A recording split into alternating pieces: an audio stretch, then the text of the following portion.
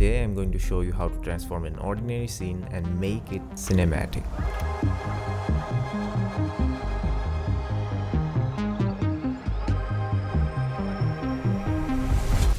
So you have a video idea, you pick up your camera, you pick up your lens, attach the lens, set up the tripod, set up the camera on the tripod, and everything is all set. Then you turn on your camera and look at the screen and realize that the shot looks dull and plain. You order some video lights to make your shots look better. You receive the video lights, you unbox it, you set it up, turn it on, and you look at the camera and the shot still looks boring. So how do you make your shots look good? And most importantly, how do you make your shots look cinematic? In order to make your video cinematic, it needs to have certain visual qualities and aesthetics of a film. To demonstrate this, we are going to shoot 3 epic cinematic sequences. This is our shooting location for the first sequence, which is very dull and boring, but the script is very light-hearted and fun, so keeping that in mind, we took most of the creative decisions. When approaching a shoot, I like to ask myself, what is the intention of the shot? What does the script demand? And how do I want the character to be viewed as? By considering these factors, we can take informed decisions to enhance the storytelling visually. In this location, we had a window that could serve as an object to frame the composition. Taking inspiration from Wes Anderson movies, we decided to go for a symmetrical composition, placing the subject at the center of the frame. To match the light-hearted and fun theme, we decided to go for a blue and yellow color scheme with vibrant colors. This means that not only the lighting but also the props and overall set design had to match this theme. We also changed the actor's t-shirt based on the color scheme. Now comes the question, how do you light the scene? Well, lighting a scene is like painting a blank canvas. I like to start off by eliminating all the light sources and then adding in the lights layer after layer. For this shoot, we went with the 3-point lighting setup. One key light to illuminate the subject, one fill light to illuminate the background, and one practical light to add more depth. Now let's see the results of our efforts by playing back the first sequence.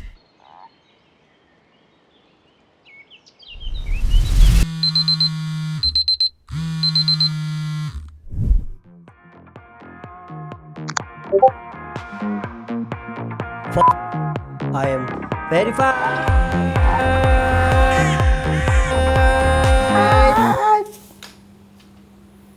वो verified हाट करो काय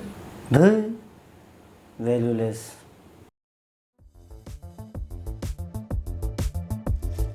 Unlike the first sequence, in the second sequence, the script demanded the character to be viewed as a hero returning from a fight. And every hero needs a heroic entry, so we went with a vortex shot as the hero walks out and gets revealed. We wanted to create a sense of dominance, hence we went for low-angle shots. This perspective establishes dominance and makes the character appear more superior. The location for this sequence is a hallway in a building with an old and rustic look, which adds to the overall desired aesthetic. And we use the hallway itself to form the composition, using the pillars as leading lines to guide the viewer's eyes towards the subject. Also, unlike the previous sequence, we decided to include natural light in this sequence. We used one fill light angled towards the roof to bounce off and gently illuminate the subject. Additionally, we employed a pocket RGB light to highlight the subject as he walks out and lights the cigarette, adding a touch of style to the scene. The natural light at the end of the hallway acts as a backlight, enhancing the overall look and adding more depth. However, we faced a challenge in this sequence. We wanted a cyan yellow color theme. Just because the sunlight was so bright, we couldn't use the RGB lights to make that color theme possible. So what did we do? We fixed it in post by color grading using DaVinci Resolve. To add an extra dynamic element, we shot this entire sequence in 100 FPS, keeping in mind that we can speed ramp and add slow motion in the editing process. Now let's play back the second sequence and see how cinematic it looks.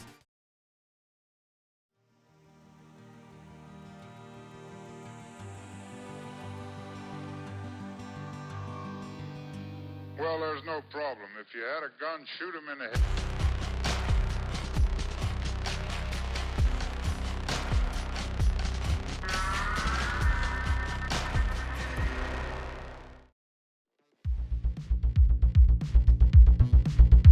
Now this is the most fun and exciting sequence, because unlike the previous 2 sequences, in this sequence we need to display the character as evil and dark. To achieve this, we wanted a dark and contrasty look, with red as the primary color. However, the room that we shot in looked like this.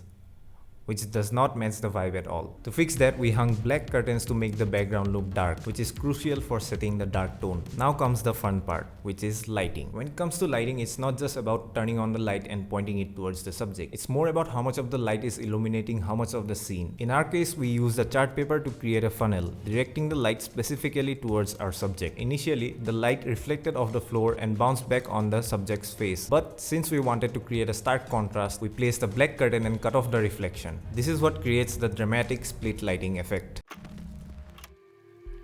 Something else that helps me to attain the cinematic look is the roll-off around the highlights that we see in films like Blade Runner 2049, where there's almost like a glow effect around the source of light, which is exactly why I decided to use the black mist filters by NiSi. When you add these filters to your camera, it reduces the value of highlights and lowers the overall digital sharpness, which creates a film-like effect.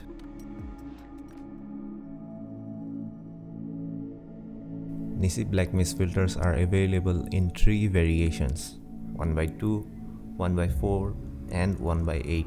The beauty lies in their versatility.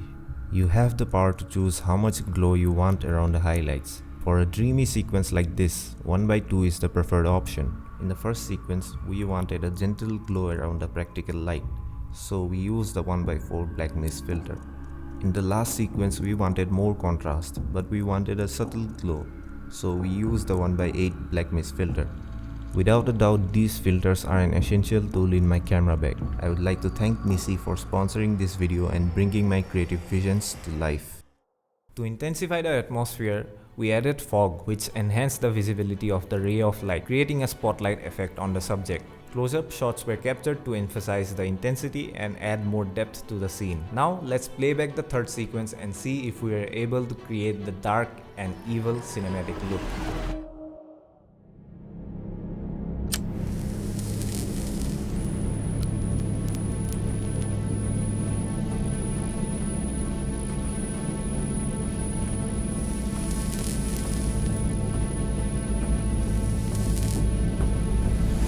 So that's it guys, that's my approach in making any location look cinematic, and I just wanted to add that there's no hard and fast rule. You can go about however you want.